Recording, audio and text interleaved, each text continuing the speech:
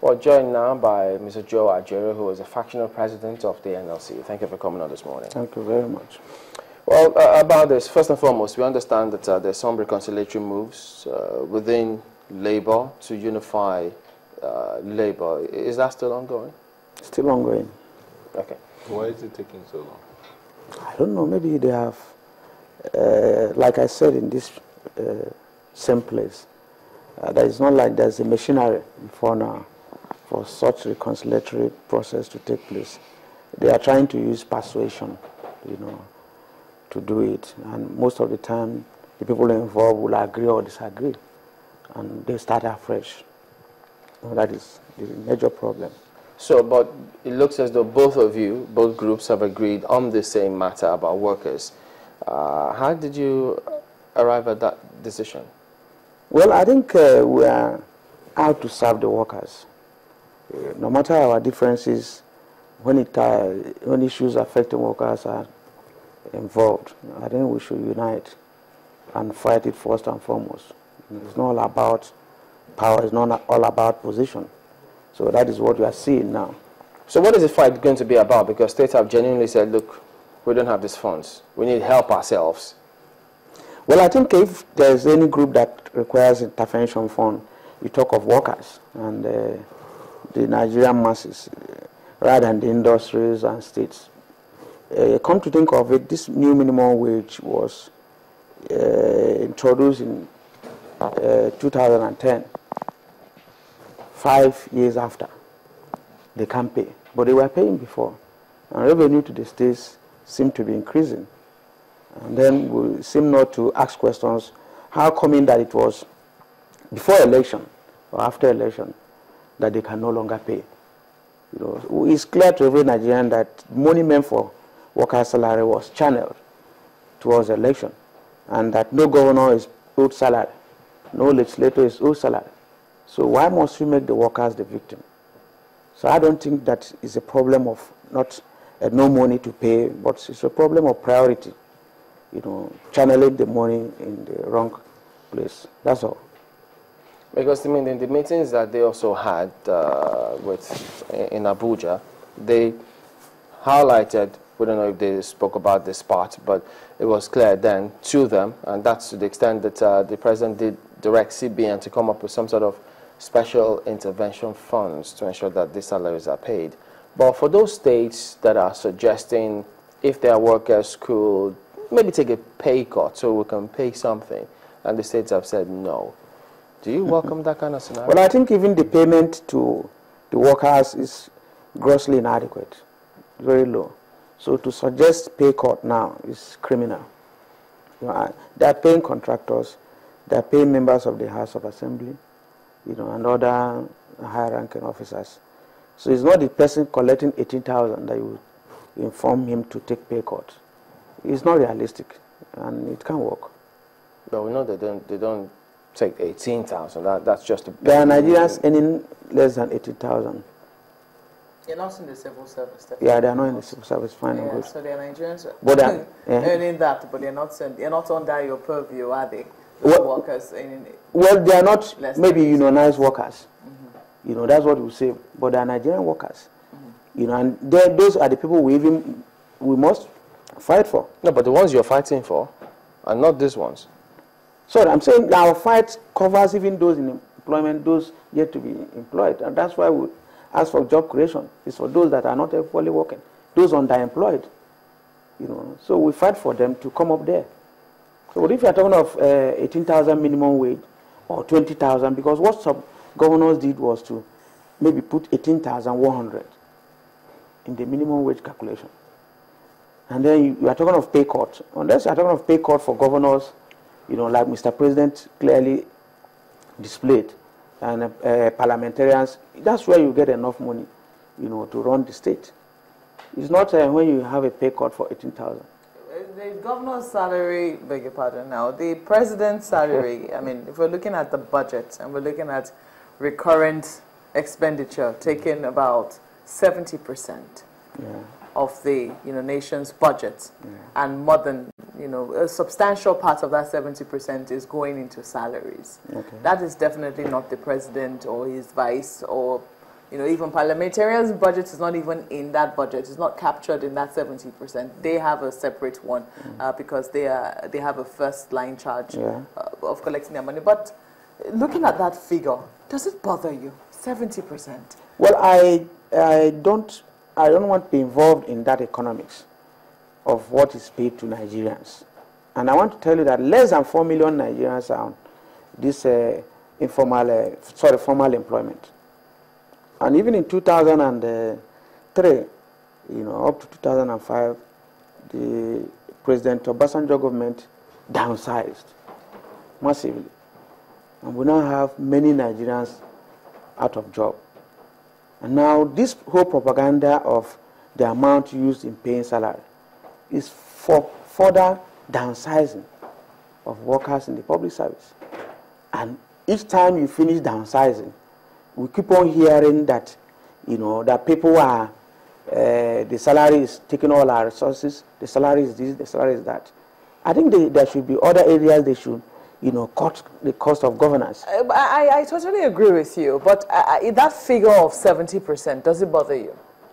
70% of what? Of the entire budget.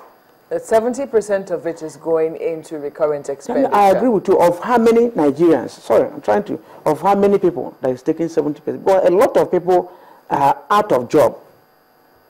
And we are saying 70%, then it's like the country is packing up.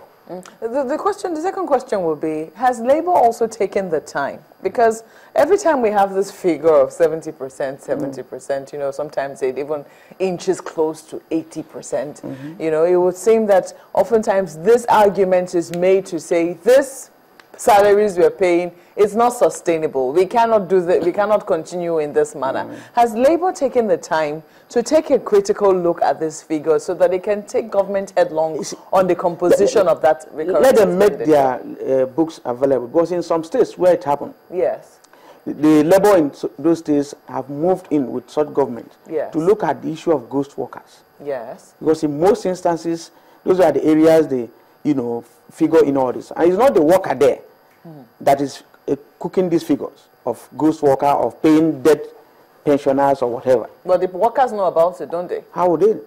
Who prepares the payroll and the pay slips and what have you? Well, we are talking of maybe the PAMSEC and the directors, whatever. The PAMSEC sits alone those are not the workers we talk of, sorry. Those are not the workers me and you are talking of or we are representing. And those ones do it in collaboration with the so-called governors and ministers. You know, it baffles me every time. Are you saying... sorry, what I'm Mr. suspecting... General, are you totally exonerating, you know, people who earn 18,000 naira and just below PAMSEC? Are you exonerating that crop of people? They are being supervised, sorry. That's the point I'm making. You know, if they commit any offense, their bosses will locate it. In most instances, when they sack them, you won't know because of such offenses. So if you now accuse them of being responsible for the woes in our economy, I think the people supervising them should even face firing squad. But what we are seeing, let me say this, is blackmail. Because the minimum, on the Nigerian workers, because the Minimum Wage Act provided for 5 years review. And this year, we are due for another review. And that's where we are seeing all these books being cooked, you know, to blackmail us into, you know, succumbing. Are you going to call demand for another review? Of course it's due. And it's clearly stated that after 5 years, there will be a review. And immediately after 5 years, now you can no longer pay salary. Do you know that a review could mean an upward or a downward? Oh, fine, we'll go into it. Then we'll look at it, so certain indices, inflation, everything. As at the time we agreed on 18,000. Including income of the country. Oh, fine. Income, we look at why people are stealing money, why there is, you know, all those issues, we look at them holistically before we go into review. Because in salary administration, you only look at ability to pay. It's important. It's not like we're going to ask for something, you know, that will be unrealistic.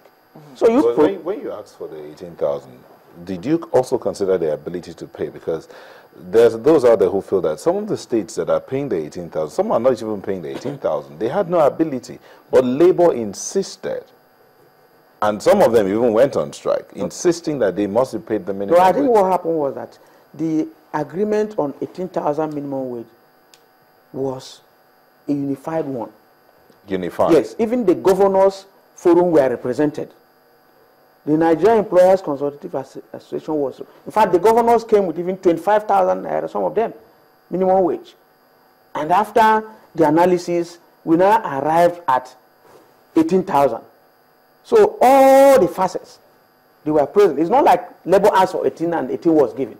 Labour was asking for 50 then. And after negotiation, we agreed on 18 based on the capacity of the states. Because they were all represented there. And after that, you now start to say you can't pay. But now that you say you're asking for a review, yeah. Are you also considering the current situation? The fact that, I mean, the major source of income for the government seems to be oil. The price continues to dwindle. Are you considering that as well? Well, would Labour be looking at how this is going to happen? This upward review that you're most likely going to be asking for. Yeah. Are you also considering how it will happen? No, you see, when we negotiate, government comes up with its own book. This is what is coming. Of course, it is equally the duty of Labour to say, pluck here, pluck here, pluck here. You know, you get this, and we'll move on. When government gives you that figure, would Labour accept it? Because it's believed that it is Labour that's actually running the government. I mean, the civil service is being run by Labour. So would Labour accept government figures, or would Labour go and do its own investigation to ascertain? They will bring their own. You bring your own paper, and we compare it. Because most of the time, you see the figure they come with, different from the real figure. What's usually the real figure? What's the difference usually? Let's look at the past. What's usually the difference between the figure they give you and the real figure? Well, in some states, they will bring the figure of salaries that are exaggerated. Sorry. In most instances, there are even embargo on employment. Are you hearing what I'm saying? There is embargo as of today.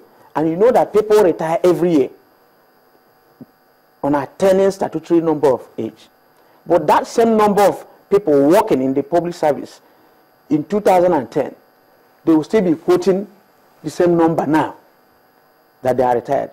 So unless you go deep into it to find out that this number retired in 2011, 2012, 2013, they will still be showing you that figure. And that's why we need to do, some work to counter them that, look, this is the... Okay, let me ask, tell me 1 second. Is Labour, in that aspect, is Labour united? Because if government comes to say, per advantage, they say there are 200 workers here, but you say people retire every year. Who gives government the records? Is it not, are they not members of the union? Well, the issue is that members of the union work in different departments. Okay. Now, it's equally easy, for you to get information from them. And probably classified documents, which assists us, to engage them. I think Labour is united in this. However, if the unity we are talking of is on workers' welfare, although in our so-called fractionalization, is done along public-private. What I'm asking is it possible that some of your members work with the government to ensure that that figure stays at the number it is, even though you know that some people have retired? I mean, they have to do a record. Who keeps the record of those that are retired? Who keeps the record of those that are still working? They're members of the union. Yeah, fine. So how is it that you have that disparity and then government will continue to bring that to you? Well, when you say those people are working for government, sorry, most of them are working for government, and it takes time for you to get this information from them because their allegiance, first and foremost, is to the people that employ them, not for unions. Okay. And I want to add this because this argument of wage bill, whatever, prior to even 2003, workers were paid gratuity, they were paid pension when they retire. By even this current pension policy they are running, they are not paying people gratuity, they are not doing this. People that have retired for a long time, they have not started paying them. Where is all this money going to? We'll continue from that stead when we return in just a moment.